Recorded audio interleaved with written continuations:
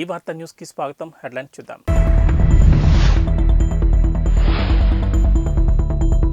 నేడు రాప్తాడుకు వైసీపీ అధినేత. రాప్తాడులో సిద్ధం సభ, ఏర్పాట్లు పూర్తి.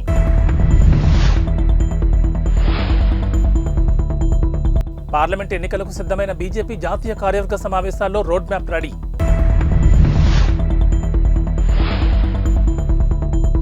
వనదేవతల జాతరకు పోటెత్తుతున్న భక్తులు. ప్రత్యేక బస్సులు, స్పెషల్ ట్రైన్ సౌకర్యం. టీటీడీ మే నెల టికెట్స్ విడుదల. స్వామి దర్శనానికి అశేష భక్తజనం. అసెంబ్లీ ఎన్నికలకు సమయం దగ్గర పడుతుండటంతో AP CM YS Jagan YCP కేడర్తో కలిసి ఎన్నికల యుద్ధానికి సిద్ధమంటున్నారు. ఇప్పటికే భీమిలి, దెందులూరులో నిర్వహించిన సిద్ధం సభలకు వైసీపీ కార్యకర్తలు లక్షలాదిగా తరలివచ్చారు. ఇవాళ ఉమ్మడి అనంతపురం జిల్లాలోని రాప్తాడులో సిద్ధం సభకు రంగం సిద్ధమైంది. భీమిలి, దెందులూరు సభలకు మించి రాప్తాడు సభకు కార్యకర్తలు పోటెత్తారని వైసీపీ అంచనా వేస్తోంది. రాయలసీమలోని ఉమ్మడి అనంతపురం, చిత్తూరు, కర్నూలు, కడప జిల్లాల్లోని 52 అసెంబ్లీ నియోజకవర్గాల నుంచి లక్షలాదిగా తరలివచ్చే వైసీపీ కార్యకర్తలను ఉద్దేశించి సీఎం జగన్ ప్రసంగిస్తారు. జరగబోయే ఎన్నికల సంగ్రామానికి కేడర్ను సంసిద్ధం చేయడంతో పాటు వారికి దిశానిర్దేశం చేయనున్నారు. భీమిలి, దెందులూరు సభలకు భిన్నంగా రాప్తాడు సభ ఉండబోతుందంటున్నారు. ఈ సభలో ఎన్నికల హామీలకు సంబంధించి సీఎం జగన్ కీలక ప్రకటన చేసే అవకాశం ఉందంటున్నారు. జగన్ కొత్త ఎన్నికల హామీలు ఇవ్వబోతున్నారని చెబుతున్నారు. రైతు రుణమాఫీ లాంటివి ప్రకటించే అవకాశం ఉందని రాజకీయ వర్గాల్లో జోరుగా చర్చ జరుగుతోంది. ఇక వైసీపీ ఎన్నికల మేనిఫెస్టోను కూడా రాప్తాడు సభలో విడుదల చేయనున్నారని సమాచారం. ఈ ఎన్నికల మేనిఫెస్టోలో జగన్ ఎలాంటి హామీలు, వరాలు ప్రకటిస్తారా అని రాజకీయ వర్గాలతో పాటు ఏపీ జనం కూడా ఆసక్తిగా ఎదురుచూస్తున్నారు. యాక్సెంట్లో మార్పు రావాలి. వెస్టర్న్ కంట్రీస్లో ఏ రకంగా మాట్లాడగలుగుతారో ఆ రకమైన ఈస్తో మనము కూడా మాట్లాడగలిగే పరిస్థితి ఉండాలి, అర్థం చేసుకునే పరిస్థితి ఉండాలి. ఎడ్యుకేషన్ కూడా ఆ స్టాండర్డ్కు వెళ్తే తప్పనిచ్చి భవిష్యత్తు మారదు. లోక్సభ ఎన్నికల వేళ తెలంగాణలో పొత్తులపై కేంద్ర మంత్రి, తెలంగాణ బీజేపీ అధ్యక్షుడు కిషన్ రెడ్డి స్పష్టత ఇచ్చారు. రాష్ట్రంలో ఎట్టి పరిస్థితుల్లోనూ ఏ పార్టీతోనూ పొత్తులు పెట్టుకోబోమని తెలిపారు. తమ పార్టీ ఒంటరిగానే పోటీ చేస్తుందని చెప్పారు. రాష్ట్రంలోని 17 సీట్లలో బీజేపీ స్వతంత్రంగా బరిలో నిలుస్తుందని అన్నారు. బీఆర్ఎస్ను మునిగిపోయే నావగా ఆయన అభివర్ణించారు. బీఆర్ఎస్ కుటుంబ అవినీతి తెలంగాణను దోచుకున్న పార్టీ అని అన్నారు. అటువంటి పార్టీతో పొత్తుల ప్రసక్తే లేదని కుండబద్దలు కొట్టారు. సూర్యుడు పడమర దిక్కును ఉదయించడం అనేది ఎంత అవాస్తవమో అలాగే బీఆర్ఎస్తో బీజేపీ పొత్తు పెట్టుకుంటుందన్నది అంతే అవాస్తవమని చెప్పారు. తెలంగాణలో బీఆర్ఎస్తోనే కాకుండా మరి ఏ ఇతర పార్టీతోనూ పొత్తు ప్రసక్తే లేదని పునరుద్ఘాటించారు. ముఖ్య అతిథి బీజేపీ రాష్ట్ర అధ్యక్షుడు గౌరవ కేంద్ర మంత్రులు శ్రీ గంగపల్లి కిషన్ గారు వచ్చారు.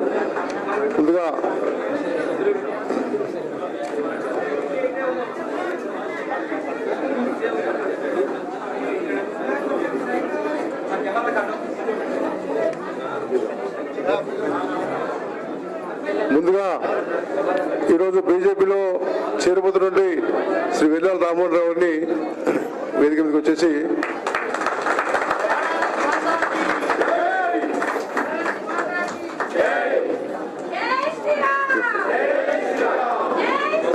ములుగు జిల్లాలోని మేడారం సమ్మక్క సారలమ్మ మహాజాతర దగ్గర పడడంతో ముందస్తుగా మొక్కులు చెల్లించుకునేందుకు భక్తులు భారీగా తరలివస్తున్నారు.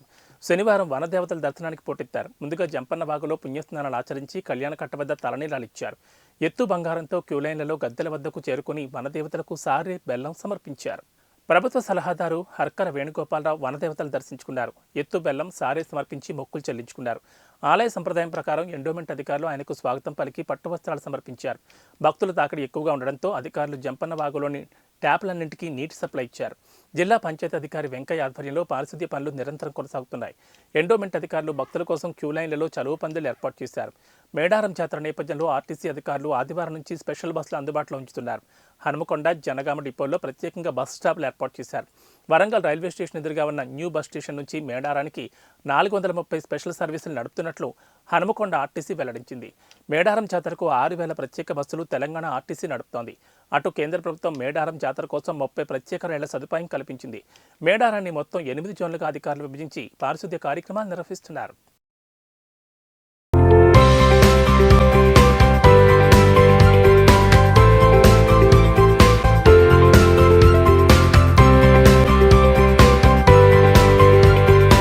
తిరుమల శ్రీవారి భక్తులకు టీటీడీ గుడ్ న్యూస్ చెప్పింది. రేపటి నుంచి ఆన్లైన్లో మే నెల దర్శన టికెట్లను టీటీడీ విడుదల చేయనుంది. ఈ మేరకు టీటీడీ అధికారిక ప్రకటన చేసింది.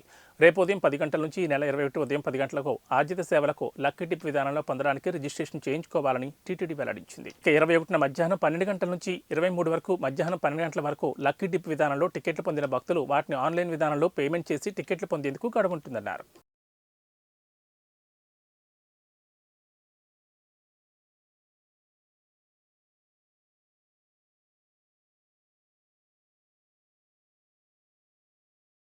కాంగ్రెస్ సర్కార్ కొలువుదీరాక జరిగిన 2 అసెంబ్లీ సమావేశాలు అర్థవంతంగా సాగాయని మంత్రి శ్రీధర్ బాబు స్పష్టం చేశారు. 2 కీలక తీర్మానాలతో పాటు చాలా అంశాలపై ప్రజలకు స్పష్టత ఇచ్చామని పేర్కొన్నారు. బాధ్యత గల ప్రతిపక్ష నాయకుడు సభకు రాకపోవడం విడ్డూరమన్న మంత్రి నల్గొండ సభలో రాజకీయాలు చేశారంటూ ఆక్షేపించారు. మేడిగడ్డ కుంగినందుకు బాధ్యత వహిస్తూ రాష్ట్ర ప్రజలకు కేసీఆర్ క్షమాపణ చెప్పాలన్నారు. సమావేశాలు 45 గంటల 32 నిమిషాల పాటు సాగాయి. 64 మంది ఎమ్మెల్యేలు శూన్య గంటలో వివిధ అంశాలపై మాట్లాడే అవకాశం దక్కింది.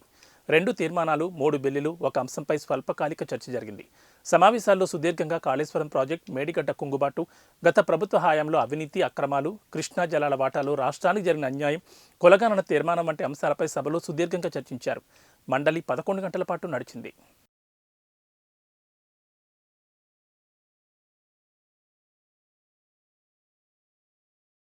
వాలంటీర్లకు వ్యతిరేకంగా అనుచిత వ్యాఖ్యలు చేశారని, రాష్ట్ర ప్రభుత్వ ప్రతిష్టకు భంగం కలిగించారనే ఆరోపణలతో గుంటూరు న్యాయస్థానంలో జనసేన అధినేత పవన్ కళ్యాణ్పై క్రిమినల్ కేసు నమోదైంది. ఈ మేరకు రాష్ట్ర ప్రభుత్వం దాఖలు చేసిన పిటిషన్ను కోర్టు విచారణకు స్వీకరించింది. ఐపీసీ సెక్షన్ 499, 500 కింద పవన్పై క్రిమినల్ కేసు నమోదు చేశారు. కేసు విచారణను 4వ అదనపు జిల్లా కోర్టుకు బదిలీ చేస్తూ జిల్లా ప్రధాన కోర్టు నిర్ణయం తీసుకుంది. కాగా ఈ కేసులో పవన్ కళ్యాణ్ మార్చి 25న విచారణకు హాజరు కావాలంటూ 4వ అదనపు జిల్లా కోర్టు న్యాయమూర్తి శరత్ బాబు నోటీసులు జారీ చేశారు. గత ఏడాది జూలై 9న ఏలూరులో వారాహయాత్రలో పవన్ కళ్యాణ్ చేసిన వ్యాఖ్యలపై ప్రభుత్వం ఈ కేసు పెట్టింది. వాలంటీర్లపై పవన్ కళ్యాణ్ చేసిన అనుచిత వ్యాఖ్యలు పత్రికలు, ప్రసార మాధ్యమాల్లో ప్రసారమయ్యాయని ప్రభుత్వం ఆ పిటిషన్లో పేర్కొంది. పవన్ వ్యాఖ్యలు వాలంటీర్ల మనోధైర్యాన్ని దెబ్బతీయడమే కాకుండా ప్రభుత్వంపైన బురద జల్లేలా ఉన్నాయని ప్రభుత్వం అభ్యంతరం తెలిపింది. పవన్పై చర్యలు తీసుకోవాలని ఫిర్యాదులో కోరింది. తాడికొండ మండలం కంతెరకు చెందిన వాలంటీర్ బి పవన్ కుమార్తో పాటు కొందరు వాలంటీర్లు ఇచ్చిన వాంగ్మూలం ఆధారంగా పవన్పై కేసు దాఖలు చేస్తున్నట్లు పబ్లిక్ ప్రాసిక్యూటర్ ఫిర్యాదులో తెలిపారు. కాగా పవన్ కళ్యాణ్పై చర్యలు చేపట్టేందుకు గత ఏడాది జూలై 20న రాష్ట్ర ప్రభుత్వం నోటీసులు ఇచ్చింది. కాగా గత ఏడాది జూలై 9న ఏలూరులో వారాహయాత్రలో వాలంటీర్ల వ్యవస్థ ద్వారా ప్రతి కుటుంబంలో ప్రతి ఒక్కరి సమాచారం సేకరిస్తున్నారని, ఒంటరి మహిళలను కనిపెట్టి కొందరు సంఘ విద్రోహ శక్తుల ద్వారా వలపని కిడ్నాప్ చేస్తున్నారని పవన్ ఆరోపించారు. ఈ వ్యవహారంలో కొంతమంది వైసీపీ పెద్దల పాత్ర ఉందని కేంద్ర నిఘా వర్గాలు తనకు చెప్పాయని పవన్ తెలిపారు. దీంతో ప్రభుత్వ ప్రతిష్టకు భంగం కలుగుతుందని కేసు ఫైల్ చేశారు. కొద్ది కాలం క్రితం విధ్వంసం రచయిత ఢిల్లీలో బీజేపీ జాతీయ సమావేశాలు ప్రారంభమయ్యాయి. ఈ సందర్భంగా ఈసారి తెలంగాణలో అధికారంలోకి వస్తామన్నారు బీజేపీ జాతీయ అధ్యక్షులు జేపీ నడ్డా. కొన్నిసార్లు ఓటమిలో కూడా గెలుపుంటుందని, తెలంగాణలో ఆ మేరకు విజయం సాధించామని ఆయన అన్నారు. గతంలో తెలంగాణలో బీజేపీకి 1 శాసనసభ్యుడే ఉన్నారు. బీజేపీ ఓటు శాతం అప్పుడు 7.1% కాగా ఇప్పుడు ఇది రెట్టింపై 14% పెరిగి 8 మంది శాసనసభ్యులు గెలుపొందారన్నారు. తెలంగాణలో ఈసారి వదిలిపెట్టేది లేదని, తెలంగాణలో కూడా ఈసారి ప్రభుత్వం ఏర్పాటు చేస్తామన్నారు జేపీ నడ్డా. అందుకు సన్నద్ధమవుతున్నామని, మోడీ నాయకత్వానికి ప్రజలు మద్దతు ఇవ్వడం వల్లనే అన్ని రాష్ట్రాల్లో ఇంతటి గొప్ప ఫలితాలు రావడానికి కారణమన్నారు జేపీ నడ్డా. प्रदेश के हमारे गृह मंत्री स्टेट होम मिनिस्टर भाई हर्ष सांघवी जी, हमारे संसद में मेरे साथी और महामंत्री. పార్లమెంట్ ఎన్నికల నేపథ్యంలో తెలంగాణలో అధికారుల బదిలీల ప్రక్రియ కొనసాగుతోంది. ఇప్పటికే ఐఏఎస్, ఐపీఎస్లతో పాటు వివిధ శాఖల్లోని పలువురు అధికారులను ట్రాన్స్ఫర్ చేయగా తాజాగా పోలీస్ డిపార్ట్మెంట్లో మరోసారి పెద్ద ఎత్తున బదిలీలు జరిగాయి. రాష్ట్ర వ్యాప్తంగా ఇవాళ 62 మంది డీఎస్పీలను ప్రభుత్వం బదిలీ చేసింది. డీజీ ఆఫీసులో వెయిటింగ్లో ఉన్న డీఎస్పీలందరికీ ప్రభుత్వం పోస్టింగ్ ఇచ్చింది. తాజా బదిలీలతో తెలంగాణలో ఇప్పటివరకు 300 మంది డీఎస్పీలు ట్రాన్స్ఫర్ అయ్యారు. డీఎస్పీలతో పాటుగా హైదరాబాద్ పలువురు ఏసీపీలను సైతం బదిలీ చేసింది. ఈ మేరకు హోంశాఖ కార్యదర్శి ఉత్తర్వులు జారీ చేశారు.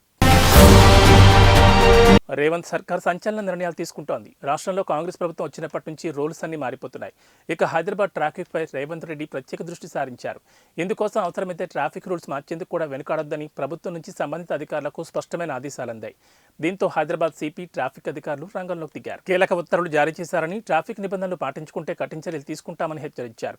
ఇక నుంచి నిరంతర ట్రాఫిక్ నియంత్రణ చర్యలు చేపడతామన్నారు. ట్రాఫిక్ నిబంధనలు పాటించిన పార్కింగ్ను ఆక్రమించిన వారిపై చర్యలు తీసుకుంటామని హెచ్చరించారు. నిబంధనలు పాటించుకుంటే చలాన్ జారీ చేసి జరిమానాలు వసూలు చేస్తామని హెచ్చరించారు. నిబంధనలు ఉల్లంఘిస్తే ఎవరిని వదిలిపెట్టరు. గూడ్స్ వాహనాలతో రద్దీ పెరుగుతుందని, నిర్ణీత సమయంలో మాత్రమే నగరం లోపలికి రావాలని సూచించారు. ఇతర సమయాల్లో వస్తే చలాన్లు జారీ చేస్తామని హెచ్చరించారు. ట్రాఫిక్పై కొత్త నిబంధనలు తీసుకురాబోతున్నామని, హైదరాబాద్ ట్రాఫిక్ లెస్ సిటీగా మారుతుందని చెప్పారు.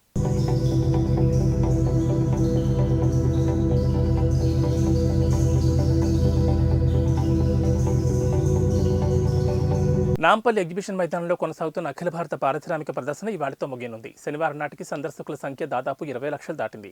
నాంపల్లి ఎగ్జిబిషన్ మైదానంలో దాదాపు 2400 వరకు స్టాళ్లతో ప్రతి ఏటా జనవరి 1 నుంచి ఫిబ్రవరి 15 వరకు ఎగ్జిబిషన్ నిర్వహిస్తారు. ఈసారి స్టాల్ హోల్డర్స్ విజ్ఞప్తి మేరకు నుమాయిష్ను 3 రోజులు పెంచుతున్నట్లు ఎగ్జిబిషన్ సొసైటీ అధ్యక్షుడు మంత్రి డి శ్రీధరప్ప ప్రకటించారు. దీంతో 18వ తేదీన నుమాయిష్ ముగియనుంది. ఇక అఖిల భారత పారిశ్రామిక ప్రదర్శన ముగింపు ఉత్సవాలను ఘనంగా నిర్వహించారు. నుమాయిష్కు సహకరించిన అధికారులు, స్టాల్స్ నిర్వాహకులు, ఎగ్జిబిషన్ సొసైటీ ఆధ్వర్యంలో కొనసాగుతున్న విద్యా సంస్థల్లో ఉత్తమ ప్రతిభ కనబరిచిన విద్యార్థులకు గోల్డ్ మెడల్, ప్రశంసా పత్రాలు, బహుమతులను ప్రదానం చేశారు.